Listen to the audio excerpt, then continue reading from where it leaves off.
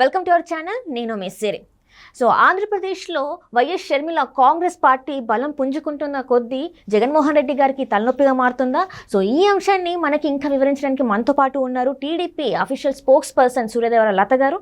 నమస్కారం మేడం. నమస్తే మేడం. ఇప్పుడు చూస్తుంటే ఇన్ని రోజుల వరకు అసలు వైఎస్ షర్మిల గారు అంటే గతంలో చూస్తే తన పేరు ఎక్కడ వినిపించలేదు ఆంధ్ర పాలిటిక్స్లో. కానీ అనూహ్యంగా ఒకటేసారి ఏంటంటే తను కాంగ్రెస్లో తన పార్టీని విలీనం చేయడం, ఆంధ్రాలో కాంగ్రెస్ అధ్యక్షురాలు అవ్వడం, ఇప్పుడు ఏంటంటే సొంత అన్నకే తలనొప్పిగా మారిన వైనమైంది. సో ఇప్పుడు మరి నెక్స్ట్ అంటే కాంగ్రెస్కి ఎమ్మెల్యేల తాకిడి కూడా పెరిగింది. అంటే వైసీపీ నుంచి వెళ్ళి కాంగ్రెస్లోకి వస్తున్నారు చాలామంది. సో ఈ క్రమంలో మరి జగన్మోహన్ రెడ్డి గారికి ఎలా ఉండబోతుంది? నెక్స్ట్ తన అడుగులు ఎలా వేయబోతున్నారు? జగన్మోహన్ రెడ్డి వాళ్ళ చెల్లెలు ఎప్పుడైతే వైఎస్ షర్మిల గారు ఎప్పుడైతే రాజకీయం కంటూ రావటం, సో పార్టీ పెట్టడం, అంటే తన పాదయాత్ర చేసినప్పుడే తనకి రాజకీయం మీద ఒక అవగాహనే కానివ్వండి, ఒక రెండు స్టేట్లలో కూడా పాదయాత్ర చేయటము తిరగటం మూలాన తనకు ఒక అవగాహన కూడా వచ్చేసింది. అంటే ఎలా నడుచుకోవాలి, ఎలా చేయాలి, రాజకీయంగా ఒక పార్టీని ఎలా నడపాలనే ఒక అవగాహన కూడా వచ్చింది. సరే ఎటొచ్చి ఇంకా జగన్మోహన్ రెడ్డితో వార్ స్టార్ట్ అయిన తర్వాత, ఎందుకంటే అతను ఎప్పుడు కూడా కుటుంబానికి చెల్లెలుగా చూడలేదు కదా, కాబట్టి వాళ్ళని అందరు మహిళల్లాగానే వాళ్ళని కూడా ట్రోల్ చేయటం, అపోజిషన్ పార్టీల్లో వాళ్ళ మహిళలను ఎలా అయితే ట్రోల్ చేశారో అదే రకంగా కూడా చెల్లెళ్ళను కూడా చూడలేదు. చెల్లెళ్ళని కూడా ట్రోల్ చేయటం. సరే విజయమ్మ గారి దగ్గర ఆవిడే పార్టీ అధ్యక్ష పదవిలో ఉండేవాళ్ళు కదా, సో ఆవిడతోనే ఒప్పించి రిజైన్ చేయించడం, అధ్యక్ష పదవికి రాజీనామా చేయించడం, ఇలాంటివన్నీ కూడా చూస్తుండే కొద్దికి జగన్మోహన్ రెడ్డి ఆయన చేశాడు, వీళ్ళకి చెల్లికి చేశాడు, అలాంటివన్నీ చేశాడు. సో వాళ్ళు స్ట్రాంగ్ అయ్యారు. ఈయన చేసిన వాటికన్నీ పడుతూ స్ట్రాంగ్ అయ్యారు.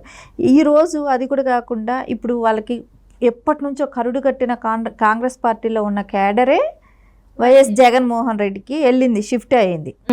ఇప్పుడు వాళ్ళకి వేరే ఆప్షన్, ఆ పార్టీ నుంచి బయట వస్తే వేరే పార్టీ కావాలి అంటే వాళ్ళకి ఎప్పుడు కూడా కాంగ్రెస్ అనే దాని మీదే బేస్ అయిన ఫ్యామిలీస్ ఉంటాయి. ఎప్పుడు కూడా ఆ కొన్ని ఓట్ బ్యాంక్స్ అట్లా ఉండిపోతాయి స్థిరంగా. ఎందుకంటే జగన్మోహన్ రెడ్డి గారి వ్యతిరేక కలాపాలన్నీ కూడా జగన్మోహన్ రెడ్డి చేస్తున్నది ఏంటంటే ఎప్పుడు కూడా ఎక్కడ డెవలప్మెంట్ కానివ్వండి అలాంటివి కూడా ఎక్కడ కనపడటం లేదు. అలాంటప్పుడు ఆ పార్టీలో ఉన్న క్యాడర్ కానివ్వండి, రేపు ప్రజల్లోకి వెళ్ళి ఓటు అడగటానికే కానివ్వండి, ఎమ్మెల్యే క్యాండిడేట్లే కానివ్వండి, వాళ్ళకి ఓటు వెళ్ళి అడిగే ఆస్కారం కూడా ఉండదు. కాబట్టి ఏమని వెళ్ళి మాట్లాడతాం, ఏమని వెళ్ళి అడుగుతాం. సో మనకు వేరే ప్లాట్ఫామ్ కావాలి కదా, వేరే పార్టీ మనకు అవకాశాలు కావాలి వాళ్ళకి. సో అలాంటప్పుడు చూస్తే ఆప్షన్ ఏం దొరుకుతుంది? సో ఇప్పుడు కాంగ్రెస్ ఇప్పుడే ఒక పార్టీ అధ్యక్షురాలని అనౌన్స్ చేయటం, మొన్న రేవంత్ రెడ్డి గారు మీటింగ్ పెట్టడం, అక్కడ బహిరంగ సభ ఒకటి ఏర్పాటు చేయటం, సో రాహుల్ గారు కూడా వస్తారనటం, ఇవన్నీ చూస్తే వాళ్ళకి ఎలా ఉందంటే కాంగ్రెస్ పార్టీ మళ్ళీ జీవం పోసుకుంటుంది ఏపీలో. సో ఈ పార్టీలో మనకు మనుగడ కష్టంగా ఉంది, ప్రజల్లో వ్యతిరేకత ఎక్కువైపోయింది, ఈ పార్టీ నిలబడదు, కాబట్టి కాంగ్రెస్లోకి వెళ్దాం. ఎందుకంటే అది ఎప్పటి నుంచో ఉన్న పార్టీ. ఈ మొన్న విభజన మూలాన ఏపీలో లేకుండా పోయింది ఒక 10 సంవత్సరాలుగా. కానీ తర్వాత నుంచి అయితే ఇప్పుడు అంటే కాంగ్రెస్కి ఇప్పుడు వైఎస్ఆర్సీపీకి ప్లాట్ఫామ్, ఆ తర్వాత వేరే ప్లాట్ఫామ్ కావాలంటే వీళ్ళకి కాంగ్రెస్సే అనిపిస్తుంది. అందుకని షర్మిల గారి దగ్గరికి వెళ్ళటం, ఎమ్మెల్యే క్యాండిడేట్లే వెళ్ళి కండువా కప్పుకొని వాళ్ళు కంటెస్ట్ చేయడానికి, అదే నియోజకవర్గం నుంచి కాంగ్రెస్ నుంచి కంటెస్ట్ చేయడానికి ప్రిపేర్ అయిపోతున్నారు లీడర్స్ అంతా. రేపు ఓటు కూడా అలాగే వెళ్ళిపోతుంది. ఏదైతే పర్టికులర్గా తరతరాలుగా ఎప్పుడు కాంగ్రెస్కి వేస్తున్న ఓటే జగన్కి వెళ్ళింది, అదే ఓటు ఇప్పుడు మళ్ళీ కాంగ్రెస్కే వచ్చేస్తుంది. సో ఇదంతా కూడా జగన్మోహన్ రెడ్డి చేసుకున్న, ఆయన అంటారు స్వయం కృపాదర్, అది అపరాధం కింద వస్తుంది. అంటే చెల్లెలని ఇట్లా చేయడం వల్లనే ఈరోజు అంటే చెల్లెలనే కాదు, రాష్ట్రంలో అభివృద్ధి పాలన ఇలాంటిది లేదు. కాబట్టి ఈరోజు ఎమ్మెల్యేలు పక్క పార్టీల వైపు చూస్తుంటే అంటే తన వైఫల్యం అనుకోవాలి కదా మేడం. ఇక్కడ చూస్తుంటే తన వైఫల్యం ఖచ్చితంగా కనపడుతుంది కదా మనకు. ఎందుకంటే ఎక్కడ కూడా డెవలప్మెంట్ లేకపోవటం ఒకటి ప్రజల్లో వాళ్ళ నాయకులకి అనిపిస్తుంది. రేపు పొద్దున ఓట్కి వెళ్ళి ప్రజల్లోకి వెళ్ళాలన్నప్పుడు ఏమని అడుగుతాం, ఏమని అడిగి వేయించుకోగలుగుతాం.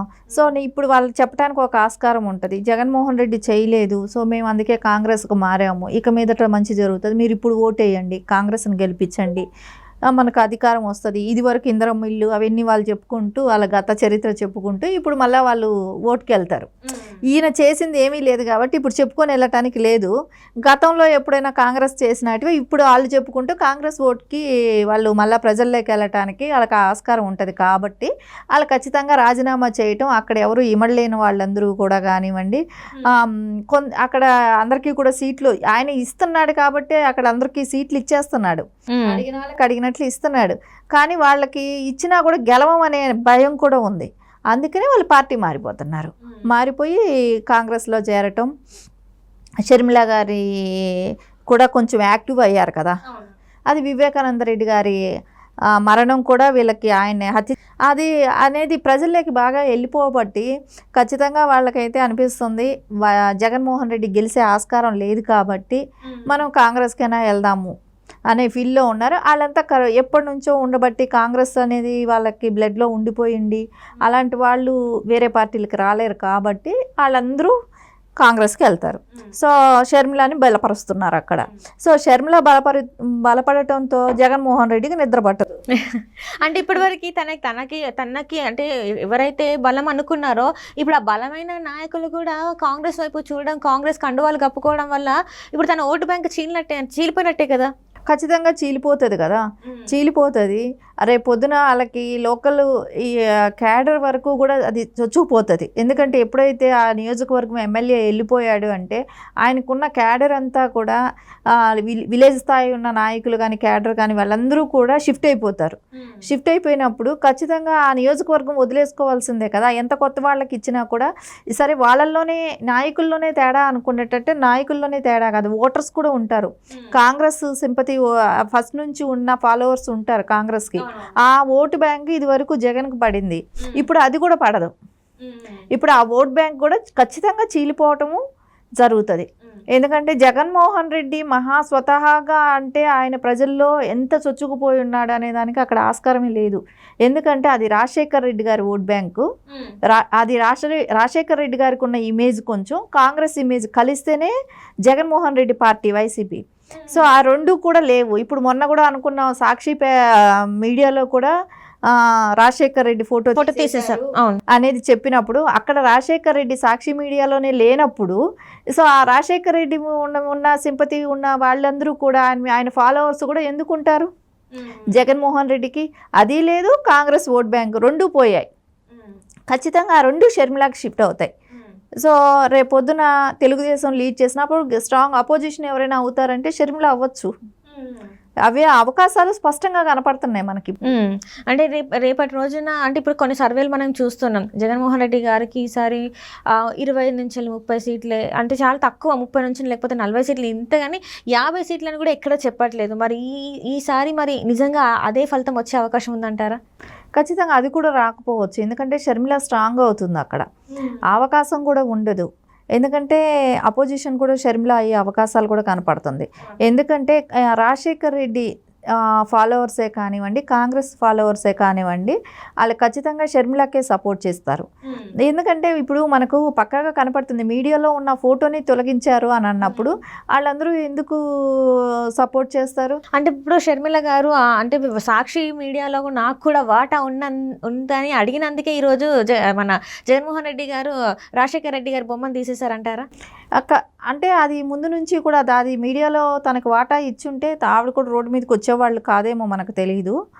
సో ఈ వార్ ఇంత పెద్దదిగా నడిచేది కాదేమో. సో ఆవిడకి ఏది ఆస్తులు ఇవ్వను అనబట్టి ఆవిడ రోడ్డు మీదకి రావాల్సి వచ్చింది.